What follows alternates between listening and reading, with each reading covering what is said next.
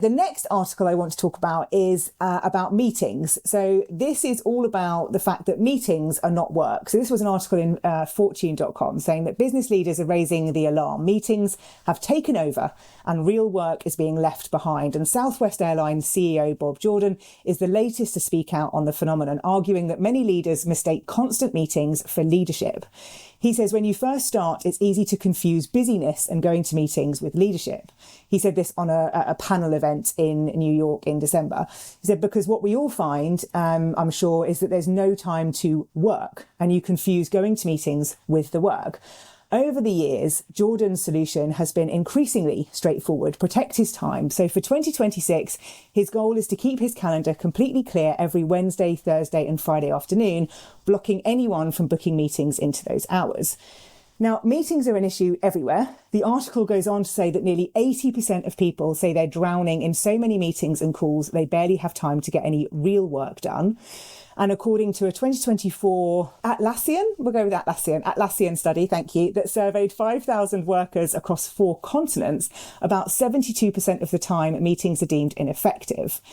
Now, full disclosure, I do not agree that meetings are not work. And I've had this conversation many times with people in the past. It is part of work. But I do agree with protecting your time to do focused work and have clear structures around your time to do both. So my question for you, Chuck, is what's your view on meetings and how should companies get this right for employees trying to balance the doing and the meeting? Man, if I had the solution for how do companies get this right, Jenni, we would not be doing this podcast. I'd be sitting on a beach somewhere. I wish I had that. I wish I had that answer. My view is I agree with you. It's a part of work, but it's not always the best use of work. And it tends to be more of those recurring meetings where it's just every Monday, this team is getting together, whether there's something to talk about or not, or it's several times a week we're getting together. And it's not the one-off, hey, I need to talk to you about something. I think that's the kind of stuff people are happy to do for the most part. I guess depends on who you're meeting with.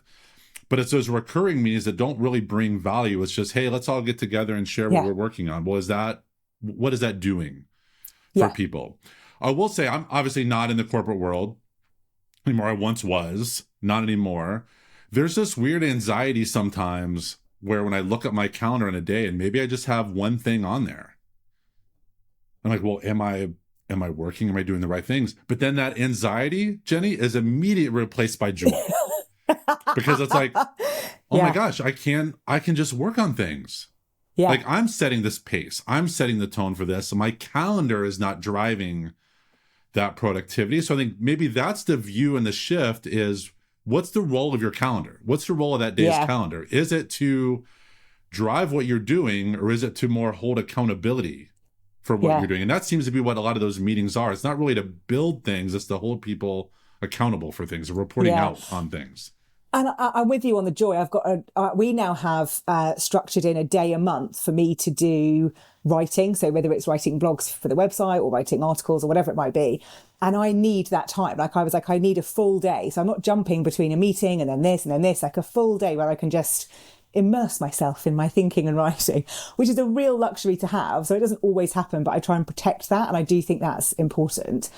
What I find with clients and people I'm talking to is the lack of agency people feel over their time. Like, oh, I have to go to these meetings or I have to do this. You don't have to do anything. And I know that's easier said than done. But even when I was in the corporate world as a communications director, any meeting I was invited to, I would ask, what's my role in the meeting? Or what's the outcome of the meeting? Or what's the agenda? Or all of that stuff.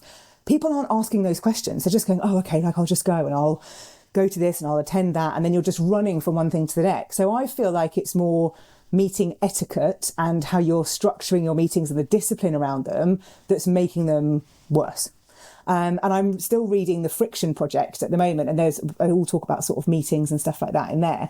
And you're right, it's the recurring meetings that seem to be the biggest culprit here, in that they're just nice to have, but they're not really moving anything forward. Yeah, I think it more like fills up people's time, which then they then complain about not having. But if you weren't in there, and there's also this element of feeling, I think, important if you're in the meeting. Whereas like if you're not in the meeting, what are they talking about? Am I not important enough to be in there? So Yeah. we've given this status symbol, I think, to it as well, which has been, I think, Yes. largely misplaced.